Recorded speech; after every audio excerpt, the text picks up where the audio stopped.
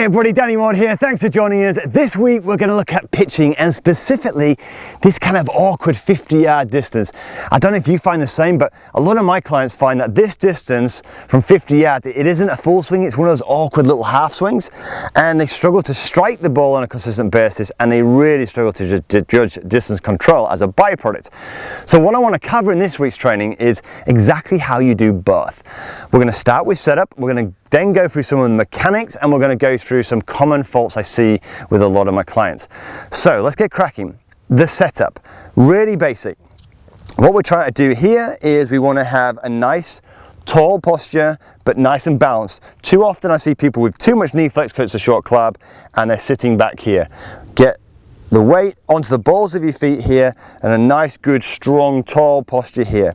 Because it's a short shot, we're going to go down the grip here to give ourselves some control. And from this angle, we're going to have the stance around about 2.5 club widths apart with the toe turned outwards. We turn the toe outwards to provide some room to come through the shot. The next thing we're going to do is the ball position is going to be nice and central in our stance here. All right, directly under our sternum. And the reason being, which now brings on to mechanics, is the key to the mechanics is understanding that pitching is all about controlling the weight of this golf club. If you can control the weight of it, you can control distance control and you can control direction. What we want to do is we want the weight of the club to fall, literally fall by the way, directly underneath our balance point of our sternum. That is the strike point on the ground. It is different, therefore, to a standard iron shot where we're trying to compress a ball. When we're trying to hit an 8 iron a long way, we want to hit the ball, then the turf, so the ground contact is quite a bit after the golf ball. We don't want that with pitching because we don't want power. We want to be able to control power. We don't want the ball flying off the face, right? So because of that, it's a different type of strike. We want the club bottoming out right underneath our sternum, so literally where the ball is, all right? So the next thing is, well, how do we do that? How do we control the weight? Good question. So from here, this is how we control the weight. From this position, I see too many golfers slinging the weight around the corner, right? When it goes around the corner here, where does the weight want to fall? Back, right? From this position, we have no way of pitching. We're going to have to reroute the club and we're going to have to flash our hands at it. We can't drop the club onto the golf ball there if the club's in this position. So the first thing to do is understand that when we're swinging and when we're pitching here, we want the club to come back nice and simply here, but then the wrists gently cock and put the club in a much more upright position. That's the first thing. So the weight of the club now is in a higher, more upright position, gives us a chance now to what? Drop the club back under our balance point here. So a nice high position, and we're going to drop the club back under. Is it as simple as that? Not quite, because if you're lucky enough to start to get this position, right, where the club's now in a much more vertical position here, you'll notice one thing. The club here is where? The weight of the head is where? Behind us. Now, without you realizing, I see this a lot of people, the club there can often feel like it's going to fall, and what people do is they react to this. The weight falls behind, their knees drop, and they get into this position here. Now look from here, can we drop the club on the ball from there? No, we can't. So what we do instead is get the hands working too active, right? This causes major problems, as you can imagine, with strike and distance control. So what's the answer? The first thing to do is to become aware of it. When you swing the club back here, you want to realize you won't have been aware of it necessarily. You want to get the weight, hold the weight in position. Don't let the weight fall. Let it come down and then look, then just get the sensation. It's releasing here and dropping where the balance point or our sternum is. Let me show you how this works. So from this position here, I'm swinging back and I'm going to let the weight now fall, look in front of me here and down, and away we go. And it gives that wonderful spin. And watch this spin now next to the flag. Oh, almost in the hole. We're dropping down here, and that's how you get that lovely check, right? And it's how you get the strike. Let me show you from this angle here. So from here, what we're doing is the club swinging back, and I'm letting the club look fall like this, just literally fall down. What I'm not doing is hanging on here and doing this, right? I see this a hell of a lot with golfers. What we're doing, I'll show you one more time. We're getting a nice tall posture here. Slow motion, we're swinging back, The weight wants to fall, we're not going to let it, we're going to let it come down here, and watch this, it works now gently on a mini arc, we're letting it fall down. Now, one thing that you will need, which a lot of clients do not have, is you need a lightness in your grip. If you've been struggling with pitching, the chances are you're a bit tense, right? So you need to soften that grip and get the sensation of this club falling, right? Now you'll notice I've just got one hand. This is a great exercise here, just one hand, just getting the feel of the weight dropping right under that sternum there, right? Softer grips allow you to feel more of this weight, all right? Now, once you've done that, we want to learn distance control. Distance control for me is about pace control in terms of the rhythm of your swing, which is often linked to the length of your swing. A lot of golfers, when they're pitching here, their swings are far too long, right? They get to this position here, they get into almost a full swing position, and then they can only do one thing. If they were to commit to this, they would go through the green. Subconsciously, they would never do this. So what you need to do, and instead what they do is they decelerate through impact, right? We don't want that. So for most average hitting players, right, we want to swing to about this distance. We're gripping down the club. It's about a quarter turn of the body, and the hands here are about ab height with a gentle wrist cock. That for most people is enough backswing to generate enough power to go about 50 yards. Let's show you what this looks like. So swing to about here, and I'm going to let the club just fall down in front of my body here, and away we go. Fall down, come on, this time going. Oh, not far off.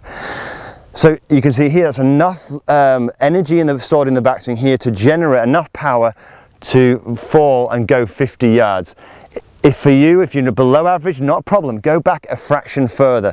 But just be aware that the length of your backswing, if it gets too long, you're just going to have to do a lot of deceleration, which is very, very tricky to control strike and distance control. So let's have a look now at some of the common problems that I see when I'm coaching golfers in terms of their ability or inability to strike it. So let's have a look at this from here. So again, what are we trying to do? We want to let the weight of the club fall right under our sternum here. That's one of the key factors, right? That's how we generate the strike, and by allowing the weight to do the work, okay, it also helps with the distance control as well. So again, stance 2.5 club bits apart, gripping down the club. What I'm going to do here is I'm going to swing back. It's a little quarter turn. I'm going to let the club fall now back under my sternum. I'm not going to drive it here. I'm going to let the club fall back underneath, and then watch this. I pick up the turn on the way through. Have a look at this. And away we go. It should spin nicely. Lovely. Really, really under control. So here's some things I find that with a lot of golfers, and again, it's often a misconception. They've often tried, look, I'm not striking the ball, I'm thinning the golf ball, I've got to try and keep my hands ahead. And I see too much of this is very different type of strike to an iron shot where we're trying to compress a golf ball. Too often I see golfers trying to do this. They've got their hands way ahead of the golf ball here in order to try and strike the ball first. And all that does, it leads to the club lagging miles behind. And when the club lags behind here, we react to that and end up basically thinning the golf ball, getting the hands way overactive. The other problem with this is the leading edge often then, as an alternative, gets digging into the ground. We don't want that. We want the bounce to be working with our pitching. We want it to be bruised in the ground here, and when that club falls down here, the leading edge and the bounce are level, right? We're gliding through the surface. I'm barely taking any turf out here. That really helps me. The connection then really helps me judge the distance control on all of these shots. So let's have another look at this. Little quarter turn here, and then allow the club just to fall now back in front of the body.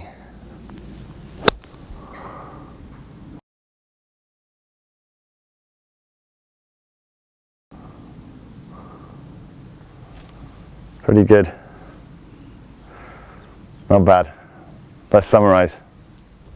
So let's summarize. How do we control distance control and strike with our pitching? Step one starts with the setup. Get yourself nice and upright, right? Nice and balanced on the balls of your feet. Grip down the golf club so you've got some control, right? From this position, get the ball position in the middle of our stance, directly under the sternum with our left toe pointed outwards. That is basically setup, right? Then we said, look, after that point, we've got to control the weight of this golf club, right? when we swing, I've got a 56 degree here. When I'm swinging this, the weight here is key. We want the weight to fall right under our balance point here. When the club swings back, we want it to fall here. What we don't want it to do is fall behind or get too far this way, right? We want the club to, the weight of it to fall right under here. What do we say? How do we achieve that? Well, we said, look, it's not always easy to achieve, right? Because unconsciously, what a lot of you may be doing is when you get to a backswing here, we want the club in a wrist cock position, but what tends to happen with a lot of guys is they react to the weight, falls behind them without them realizing, and they get there stuck in this position here. Very, very dangerous, right? Or vice versa, the weight falls behind and they sling it this way.